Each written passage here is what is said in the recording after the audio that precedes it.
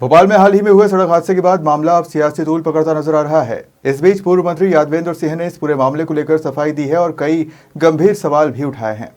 दरअसल पूर्व मंत्री यादवेंद्र सिंह ने कहा कि बीते दिनों उनकी जिस वाहन का एक्सीडेंट हुआ था उसमें बच्चों की सुरक्षा को देखते हुए उन्हें पीछे बैठाया गया था। हादसे की सूचना मिलने के तुरंत बाद वे मौके पर पहुंचे, जहां पुलिस पहले से मौजूद थी और ड्राइवर पुलिस के सामने खड़ा था।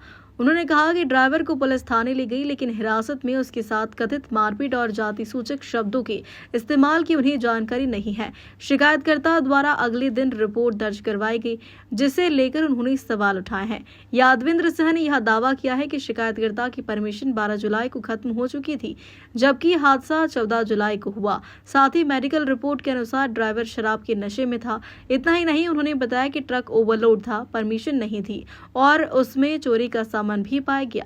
शिकायतकर्ता 6 घंटे तक पुलिस कस्टडी में रहा, तब तक कोई शिकायत नहीं की गई।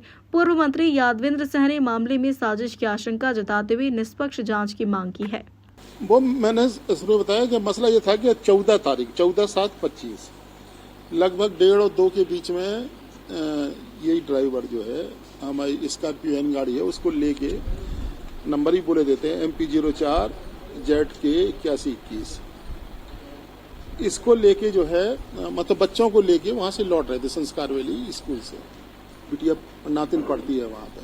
तो जो ये एक्सीलेंस कॉलेज वाली टेक है घटिया है, उस पे वो ट्रक बैक हो गया। सामने मतलब उस पे से वो ट्रक पीछे की तरफ, मतलब वो जो उसमें इतना ज्यादा लोड था कि वो चढ़ नहीं पा रहा था और वो बैक हो गया। गाड़ी पीछे थी ये, तो इस गाड़ी को तो इसने कहा, ड्राइवर ने ये सोचा कि अगर गाड़ी बैक, वो गाड़ी सामने वाली बैक हो रही है और वो सामने लगेगी तो गाड़ी के एयर बैग खुलेंगे। एयर बैग खुलेंगे तो छोटे बच्चे थे सामने, तो एयर बैग जो है चोट भी पहुंचा सकते हैं बच्चों को, इतनी तेजी से खुलते हैं एयर बैग। तो उसने काटी बगल में गाड़ी, तो बगल में आके लगी। हम वो भी फोटो आपको दिखाते हैं अभी।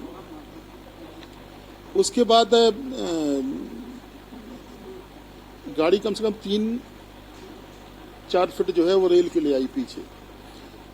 चूंकि ट्रैफिक वाला स्थान है तो वहां पे जाम लग गया तो तत्काल पुलिस को सूचना हुई, पुलिस पहुंच गई। मुकेश नायक के PA साहब कहीं से आ रहे थे, तो उनने हमारे यहाँ फोन लगाया कि आपकी गाड़ी यहाँ एक्सीडेंट हो गई है, बच्चे बैठे हैं।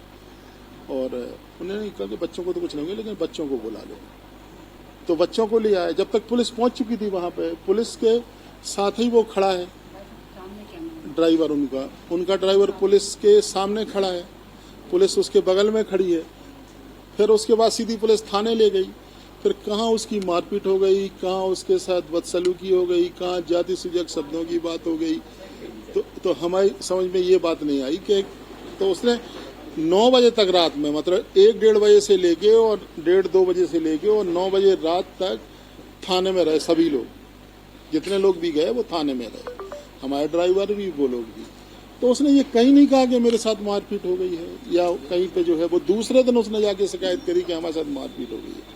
तो हमारा कहना ये है कि जो एक्चुअल घटना है हम उसकी FIR आपको दे रहे हैं, और इस तरीके से किसी नामचीन आदमी को बदनाम करने का ये तो तरीका ठीक नहीं है।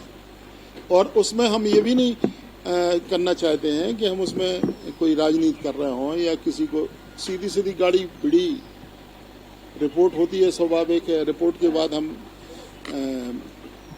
कार्रवाई चाहते हैं, और कार्रवाई पुलिस ने करी है, इसलिए हम पुलिस को तो धन्यवाद दे रहे हैं। लेकिन ये झूठी जो रिपोर्ट करी है उसके ऊपर भी कार्रवाई होना चाहिए। इस तरीके से पुलिस की कस्टडी में अगर उसके साथ ऐसी घटना हुई है, और वहां पे CC कैमरा भी लगे हैं, होंगे, मतलब लगे तो होंगे ही आसपास, तो CC कैमराओं में देख लें कि कहाँ उसकी पिटाई हो रही, कहाँ उसकी मारपीट हो रही। और थाने में हो रही है अगर, तो तत्काल थाने ने कॉन्क्लूजन क्यों नहीं लिया उसके ऊपर, अगर थाने में ऐसी घटना हुई तो। अगर नहीं हुई है तो उसको झूठी रिपोर्ट के आधार पर भी उसके खिलाफ कार्रवाई होनी चाहिए।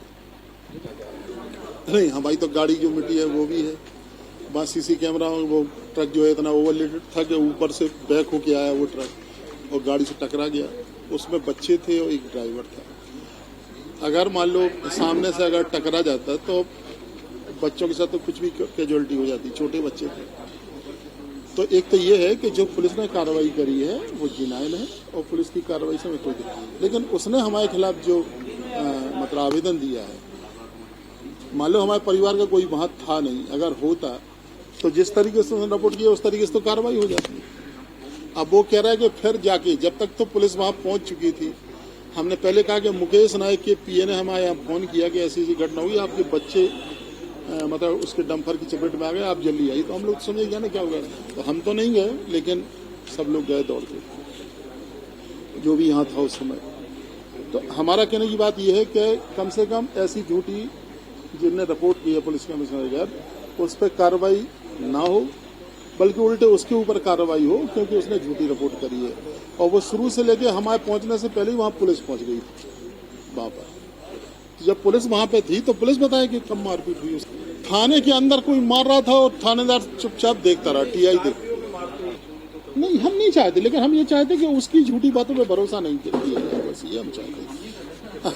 नहीं, मतलब जो पेपर में छपा है ना, उससे लगा ना कि जैसे टीकमगढ़ में तो उन्होंने इतना बड़ा छाप दिया कि हम ये चाहते कि उनकी झूठी उस पर कार्रवाई नहीं हो।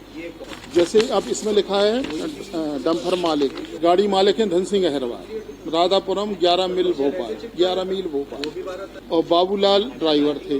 अब इसमें ही पढ़ लो आप, इसमें लिखा है कि रात में 12 बजे तक पुलिस हमें थाने में बैठाई, 12 बजे तक बंद करके रखा, और फिर लिखा है कि 11 बजे हमें छोड़ दिया। मतलब ड्राइवर खुद ही जो है इतना कंफ्यूज है, वो भी दे रहे हैं, FIR की कॉपी दो यार।